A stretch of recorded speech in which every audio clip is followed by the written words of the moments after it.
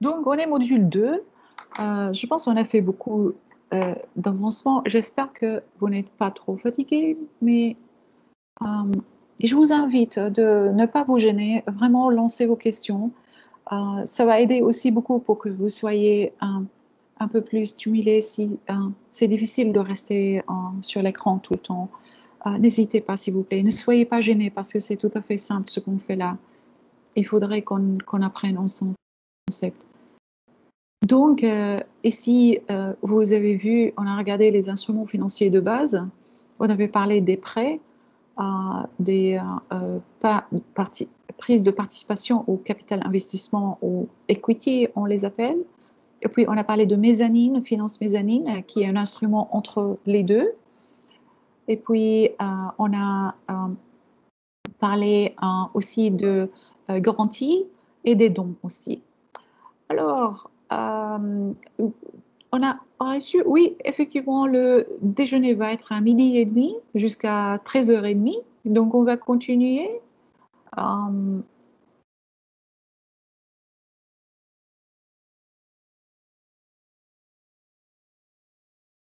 Très bien. On continue maintenant et on va, parce qu'on a un plan, donc 12h30 à 13h30, c'est le déjeuner. On a 30 minutes, on peut couvrir quelques slides, il ne reste pas beaucoup. Imen. Alors, on a vu un petit peu comment les instruments financiers marchent. Euh, donc, peut-être, Angie, on peut avancer peut-être sur le prochain, parce que je pense qu'on a expliqué un petit peu comment ça fonctionne. Alors aujourd'hui, comme vous vous rappelez, on a parlé de deux types d'instruments. On a dit qu'il y a un certain type d'instruments qui finance, qui produit de flux financiers dans un projet. Donc, ce serait un prêt, ce serait une finance mezzanine, ou ça peut être un equity. Mais il y a un autre type d'instrument, c'est les instruments qui aident la mobilisation des ressources et qui réduisent leur risque. Donc, on les appelle de-risking, des produits de-risking ou dérisqués ou réduction de risque. Alors, on va regarder quelques structures. Donc, on a examiné un petit peu les CDN, on les a analysés dans le contexte de la Tunisie et on vous propose quelques instruments en fait qui peuvent être très appropriés. Et là, ce qu'on parle en fait, on essaye de vous dire, vous proposer un petit peu des schémas au niveau national où votre banque ou institution financière peut lever des fonds d'une source de finances publiques concessionnelle, donc à de taux préférentiels, pour donner l'argent et alimenter vos clients de portefeuille et créer de nouveaux clients et de nouveaux projets dans ce sphère de finances climatiques et de produits d'atténuation et d'adaptation de résilience. Donc là, on vous propose, on va vous proposer trois mécanismes et il y a un, on va regarder l'après-midi, qui est le Green Bonds. Donc, faciliter le partage de risques. C'est un mécanisme financier de de-risking. On va l'expliquer un petit peu. Qu'est-ce que c'est? En anglais, c'est un risk sharing facility. C'est exactement comme ça se dit en français. Donc, c'est un accord bilatéral de partage de pertes entre une banque de développement, par exemple, et une banque privée en possession d'actifs financiers, un portefeuille de projets dans un secteur spécifique. Ça, ce genre de structure, on l'utilise beaucoup quand on a un pipeline ou un portefeuille de projets d'efficacité énergétique renouvelable. Et c'est une idée pour vous, si vous voulez cultiver ce domaine, ça peut être un domaine intéressant. Vous craignez que ces projets sont trop risqués et vous ne voulez pas mobiliser seulement votre argent, vous voulez que quelqu'un d'autre vienne mettre de l'argent avec vous et prendre les mêmes risques que vous prenez. Alors ça, il y a plusieurs sortes de structures, mais le principe, c'est le même. C'est que vous souhaitez que votre banque partage les risques et utilise l'argent de quelqu'un d'autre. Alors, ce qui se passe, on va vous donner un prototype. Il y a un peu de nuances et de variations. Vous pouvez jouer avec ça. Donc, il y a d'autres exemples, mais on voulait vous donner un exemple entier, en fait. Alors, comme vous voyez ici, ça, c'est le pot d'argent, n'est-ce pas? Et il y a ici en bas un robinet. Ici, on a le premier pot en jaune, c'est l'argent, c'est la finance concessionnelle qu'on a soulevé, par exemple, du Fonds vert pour le climat. On a dit, moi je suis une banque tunisienne, j'ai à peu près 20 clients. Il y a 10 qui veulent faire l'efficacité énergétique et il y a 10 qui veulent faire solaire. J'ai très peur de leur profil de risque, particulièrement ceux qui sont en train de développer un nouveau projet. Comme vous savez, les nouveaux projets impliquent plus de risques, risques de technologie, de construction, n'est-ce pas? Pour ça, on a appelé les fruits mûrs, c'est l'efficacité énergétique et ce n'est pas les renouvelables. Et donc, le GCF, le Fonds vert pour le climat, dit ah bah, fantastique, hein, c'est combien la totalité de financement dont vous avez besoin pour ces 20 clients, donc tout ce pot. Vous dites 100 millions. Ils vont dire ok, on va vous donner 20 millions. Donc, ce premier 20 millions va être du Fonds vert pour le climat. Votre banque, après ça, dit mais dis donc, j'ai encore un risque quand même. Il reste 80 millions. Et moi, je ne vais pas mettre 80 millions en risque. OK, je vais parler avec la SFI. Vous allez parler avec la SFI, donc une banque de développement. Vous leur dites, j'ai un portefeuille de 100 millions, j'ai parlé avec le Fonds vert pour le climat, ils adorent mon portefeuille, l'impact est formidable. Ils vont mettre 20 millions concessionnels. Vous pouvez il va dire, mais c'est super, mais ils vont prendre le premier risque en première tranche. Et oui, on vient avec vous. Et là, vous négociez avec eux. Ils vont dire au début, non, on va mettre 30 millions. Vous dites, non, non, non, non, on a besoin de 30 millions, s'il vous plaît. Ben, négociation va, vient, va, vient. Il faut négocier. On est méditerranéen. Vous négociez partout, pas seulement au marché, avec les plus grandes banques. Il ne faut jamais être gêné. Alors, là, la SFI va dire, OK, je mets 40 millions. Là, vous annoncez les nouvelles au Fonds vert pour le climat. Le Fonds vert pour le climat est super content parce que leur effet de levier, maintenant, ils vont mettre 20, vous allez mettre 80. Donc, c'est 1 à 4. C'est formidable. Et vous mobilisez en fonds à une échelle, n'est-ce pas? Donc, vous n'êtes pas en train d'emprunter des cacahuètes. Vous êtes en train d'emprunter un gros péléphone. Alors, là, comment ça fonctionne cette facilité? Alors ici, vous voyez, il y a un axe. Cet axe, ça représente les pertes dans le portefeuille.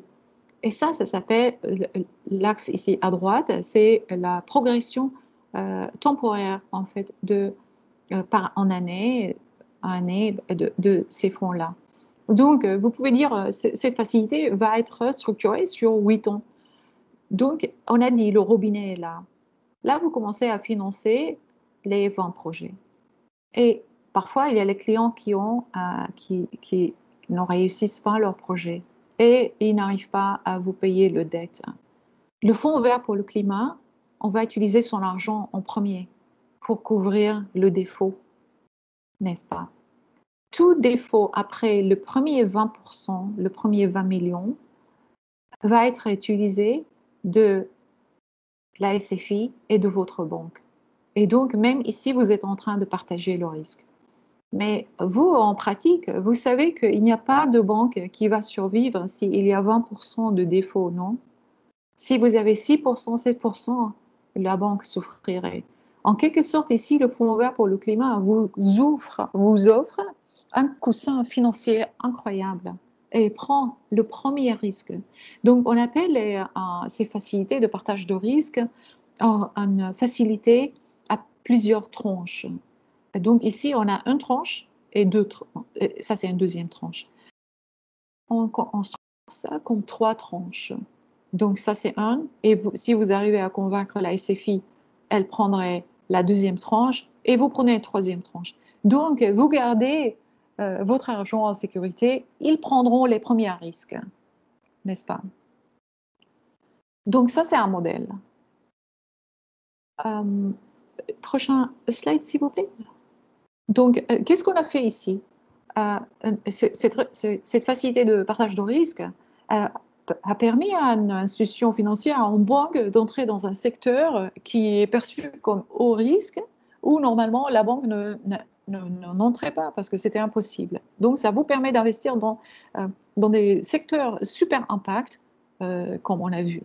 Donc, infrastructure verte, renouvelable, efficacité énergétique et tout ça. Si vous voulez essayer ça, commencez avec une facilité de 15 millions peut-être, efficacité énergétique.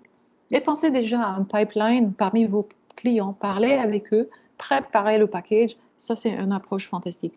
Quel est l'impact? On est en train de verdir le secteur financier. Donc, vous-même, vous êtes en train de verdir votre portefeuille de clients, renforcer votre capacité et la capacité de vos clients aussi. Vous êtes en train d'acquérir des compétences techniques et connaissances dans le domaine changement climatique et finances climatiques. Et comme vous voyez, c'est pas sorcier. Ça vous permet de mobiliser des fonds à vous, comme on a dit, ça va augmenter votre liquidité au lieu d'aller emprunter, parce que beaucoup de fois, le fonds de Vert pour le climat va vous donner ces 20 millions à un taux préférentiel aussi, n'est-ce pas? Donc, vous mobilisez des fonds, vous augmentez votre liquidité à de bons prix et à une grande taille en même temps. Et vous accroître, il y aurait un accroissement une croissance de déploiement de finances climatiques au plan national. Donc, les secteurs qui sont très appropriés pour ce genre de structure, c'est vraiment efficacité énergétique, comme on l'a dit, peut-être technologie propre d'eau, de traitement d'eau, ou technologie propre en général, et efficacité énergétique. Alors, on a une question de Mariam. Est-ce que le fonds couvre 20%? Ça, c'était des exemples, n'est-ce pas? Euh, C'était simplement un exemple, Mariam. Toujours, il faut aller et regarder, mais je pense qu'ils peuvent aller de manière assez généreuse. Mais le niveau d'intervention, je ne pourrais pas dire, mais ce ne serait pas 2% par exemple, ou 3%, ce serait quand même beaucoup plus élevé. Donc il n'y a pas de directif à ce niveau-là, n'est-ce pas? C'est une dimension qui est déterminée sur une base projet par projet. Alors, si on bouge vers le deuxième structure, donc là, on avait parlé d'une structure de réduction de risque pour une banque, mais on avait mobilisé des fonds quand même, n'est-ce pas? Ici, on parle d'une structure où c'est pour utiliser plus de garanties.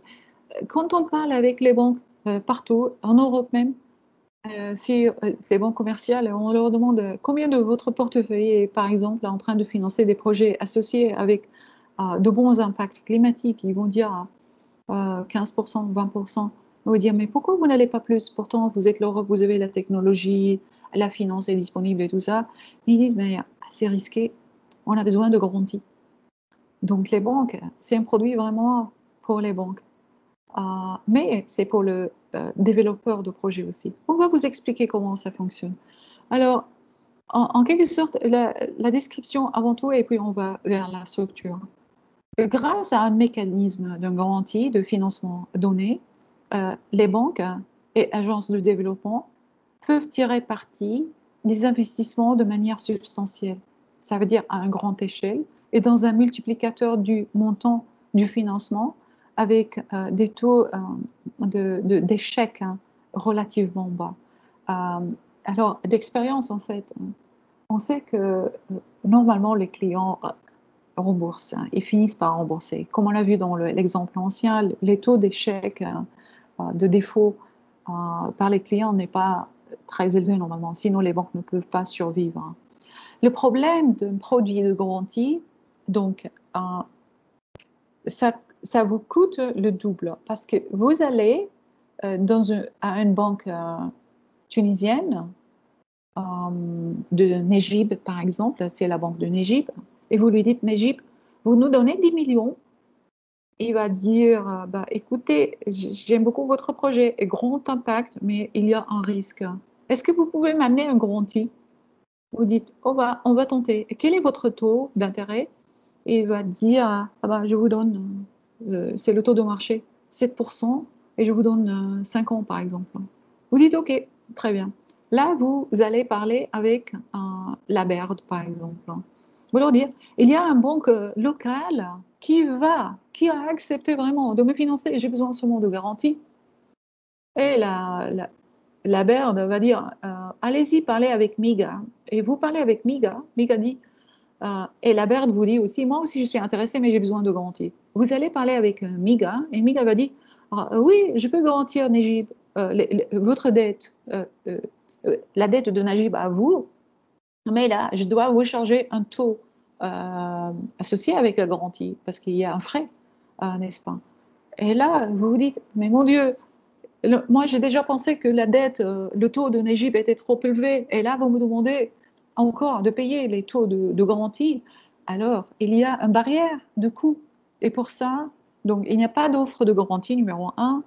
Et numéro deux, le coût devient double. Vous allez payer taux d'intérêt et garantie, les frais de garantie. Alors, sous cette structure, et ça c'est un truc très innovateur, je ne pense pas que c'est fait partout. Il y avait un essai par la Banque asiatique de développement de le faire en Inde pour le secteur solaire, mais ils sont allés avec une échelle où ils ont amené 5 banques et tout ça. Donc, ce n'était pas une banque, mais plusieurs banques, plusieurs donateurs, et ils regardaient quelques milliards. Comment ça fonctionne? Alors, on fait un fonds de garantie. Et donc, on aurait un garant qui va donner à la banque tunisienne une garantie pour, pour que la banque donne un prêt à ses développeurs de projets renouvelables. Les développeurs de projets vont rembourser la dette à la banque et ils vont payer les intérêts et ils vont rembourser le fonds de garantie, les frais de garantie, n'est-ce pas? Parce que la garantie, ce n'est pas un flux financier, c'est une garantie que la, si le client n'arrive pas à payer sa dette, la garantie va être exercée et c'est le fonds qui va couvrir les pertes. Ici, en parallèle, on va constituer un élément, et c'est ça l'élément concessionnel. On va dire, on va avoir un fonds qui est constitué des dons, entièrement des dons, et qui va couvrir les frais des garanties pour ces développeurs. Et donc, on a enlevé déjà une barrière. Il avait à payer doublement les frais d'intérêt et de garantie. Là, il y a un fonds d'assistance technique, un don qui est versé à ce client et lui, il prend cet argent et il l'envoie au fonds de garantie. Et ça peut marcher aussi qu'il y a une entente directe et l'argent va directement de ce fonds à ce fonds. Donc du fonds qui est en don au fonds qui utilise l'instrument garanti pour ne pas envoyer au client. Et plus sûrement, ça va être structuré, mais j'ai mis les flèches comme ça pour que vous ayez un petit peu le concept, n'est-ce pas? Que cette garantie couvre les frais de garantie de ce client. Et donc, on a dépassé la barrière du coût. Euh, je vais continuer la structure et après ça, on peut peut-être prendre quelques questions. Deuxième slide, s'il vous plaît, Angie. Donc, comme on l'a dit, on a le principal obstacle aux garanties, c'est vraiment leur coût, parce qu'on a le coût de transaction. Quand on va exécuter la transaction, il y a un coût, mais il y a un frais de garantie tout au long de la vie de la garantie et du prêt. Ça s'ajoute au coût des prêts, on a expliqué ça amplement.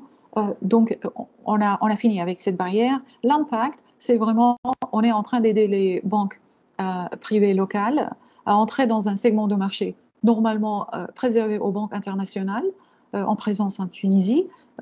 Deuxième niveau, c'est intégrer la finance climatique dans les stratégies des institutions financières. Donc, vous développez d'un coup une offre financière qui est la vôtre. Donc, vous avez des produits pour financer des projets d'atténuation. Et puis, vous stimulez la demande aussi. Comme ça, il y aurait plus de pipeline de projets et de clients privés qui vont vous approcher. En général, ce genre d'instrument, c'est vraiment pour un projet d'infrastructure verte, énergie renouvelable, transport durable et tout ça. Donc, je vais arrêter là et je vais regarder un petit peu la question de Marie-Ange. Marie-Ange dit que le grand risque dans les RRC est celui... Qu'est-ce que c'est le RRC, s'il vous plaît, Marie-Ange?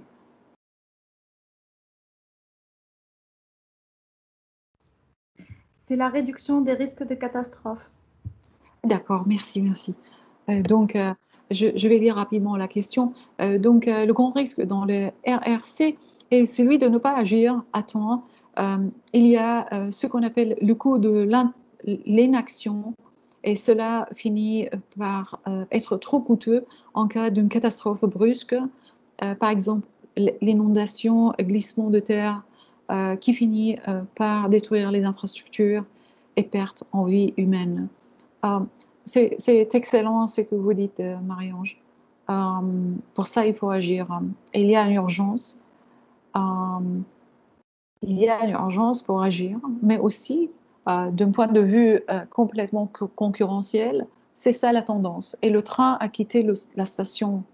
Il faut sauter sur le train aussitôt que possible parce que les gens qui ne vont pas joindre le train, ils doivent prendre un petit chameau. Ça va être trop lent et ils vont être laissés derrière. Donc, il faut prendre l'action, il faut travailler tous ensemble à développer des produits dans les banques. Et il y a l'assistance, il y a beaucoup de produits d'assistance technique pour aider les banques à intégrer. Et la Tunisie est très capable, il ne manque rien vraiment. Donc, vous avez beaucoup de qualifications.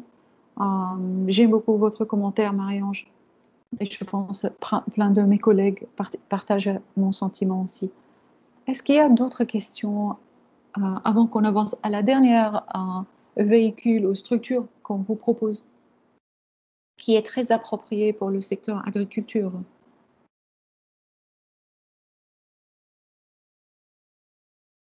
Ok, chers collègues, merci de votre patience. On a 10 minutes encore. Là, on vous propose, et encore une fois, je dis, quand on a regardé euh, les, euh, les documents des contributions déterminées euh, au niveau national pour la Tunisie, il y a un grand temps et, sur le secteur de l'énergie. Et pour ça, on a proposé deux véhicules, les deux premiers, qui sont très concentrés sur tout ce qui est renouvelable, efficacité énergétique, même transport. Mais l'autre dimension, c'est l'agriculture, c'est une priorité pour le pays aussi. Et donc, on a conçu, on souhaite vous proposer ce schéma. Donc, c'est une facilité de ligne de crédit vert. Euh, donc, la description, c'est que les grandes et moyennes entreprises représentent entre 60 et 100% du portefeuille des crédits bancaires en Tunisie. C'est ce qu'on voit. Des lignes de crédit vertes destinées à servir les micro-entreprises du pays sert un segment sous-financé en quelque sorte du marché.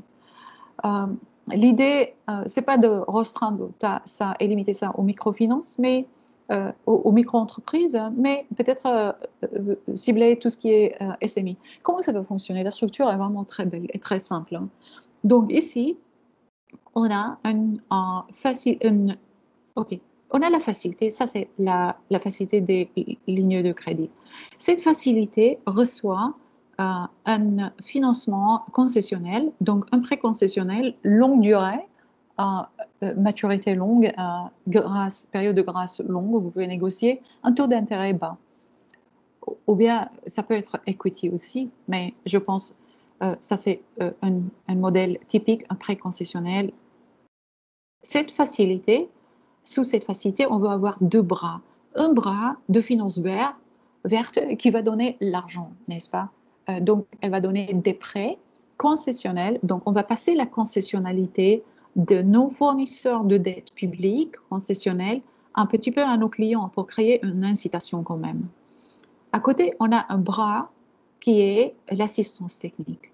Parce que là, on est en train de regarder un petit peu tout ce qui est agriculture intelligente, amélioration des chaînes d'approvisionnement, améliorer l'utilisation de l'énergie, de l'eau, introduire de stockage approprié. Vous pouvez imaginer un pays comme le Kenya, qui est le plus producteur, le plus large producteur de thé dans le monde. Il y a une perte de 40% de leur récolte par année sur le chemin du moment où on a récolté au moment où on est arrivé pour exporter, pour faire le processing à l'étranger, même pas dans le pays, 40%.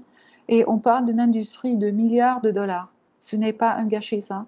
Et donc, ça, c'est une facilité qui va travailler sur tous ces aspects-là. Améliorer l'approche, la pratique et améliorer les ressources. Et ça va contribuer à la sécurité alimentaire du pays et préservation de biodiversité parce qu'on traite cette nature avec respect, avec intelligence. Alors, en fait, comment ça va se passer? Donc, cette facilité va donner des prêts concessionnels à des institutions de microfinance. Et donc, c'est un modèle qui peut servir de multiples institutions de microfinance. L'institution des microfinances vont donner à leurs PME, à leurs clients, donc des lignes de crédit vertes. Donc, c'est une ligne de crédit régulière, mais qui est attachée vraiment à une action dans la résilience, dans l'adaptation des chaînes de valeur. Et c'est quand même, il y a un côté concessionnel. Mais la beauté de l'affaire, c'est qu'on a un bras d'assistance technique qui va aider les institutions de microfinance, qui va leur dire, les aider, comment intégrer ce business, comment faire le due diligence, qu'est-ce qu'il faut regarder, établir les indicateurs. Donc, on ne parle pas seulement des risques, mais aussi les aspects. Quelle est la structure du coût? Comment l'amélioration de structure du coût? Comment l'efficacité financière va être produite, hein? Et puis, ils vont aussi, ce bras va produire de l'assistance technique taillée aux entreprises. Donc, on va aller chez les entreprises, on va faire un audit, on va leur dire, bah, ce segment de votre chaîne de valeur complètement off. Donc, il faudrait que vous faites ça. Et donc, c'est vraiment une approche très rigoureuse où on sort un rapport et on dit action 1, 2, 3. Ça va contribuer à d'épargne, de réduction de CO2. Ça va coûter un demi-million de dinars. Donc, on vous dit exactement le coût aussi d'implémentation. Ça va améliorer votre facture d'eau, de l'utilisation d'eau, et ça va vous coûter 100 000. Et donc, ils vont vous donner une liste de priorités. Donc, ça, c'est une structure qui est très bien parce qu'on participe au changement.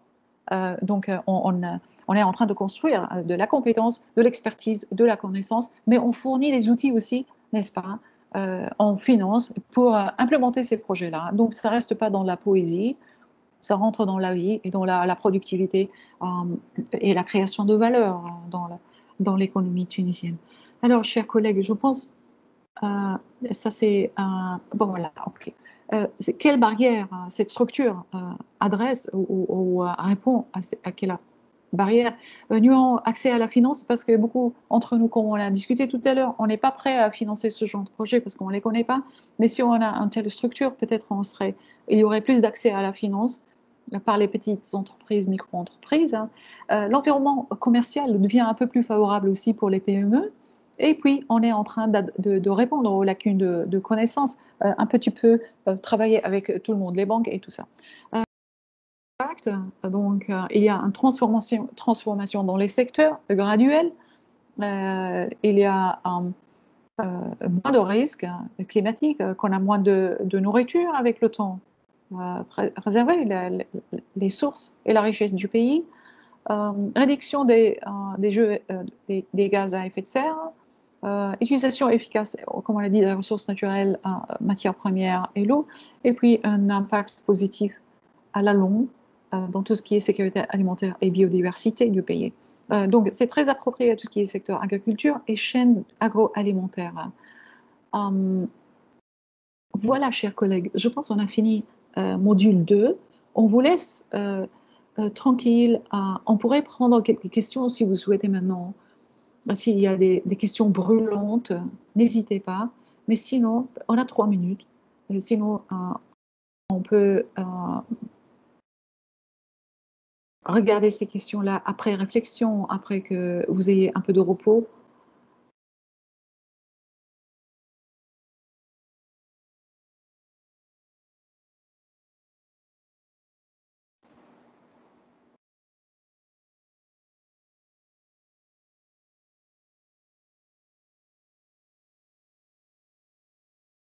Ok, je pense que tout le monde... euh, voilà, il y a une question.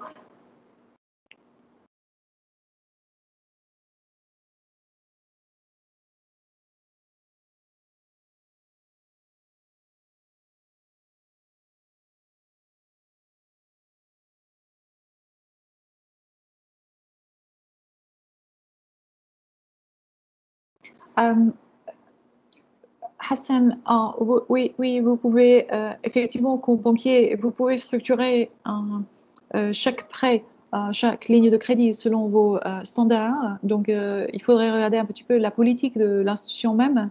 Mais effectivement, normalement, on charge un peu de pénalité, de taux d'intérêt continu, mais il y aurait quand même des pénalités. C'est ma connaissance dans le secteur bancaire, mais ça dépend aussi de votre banque.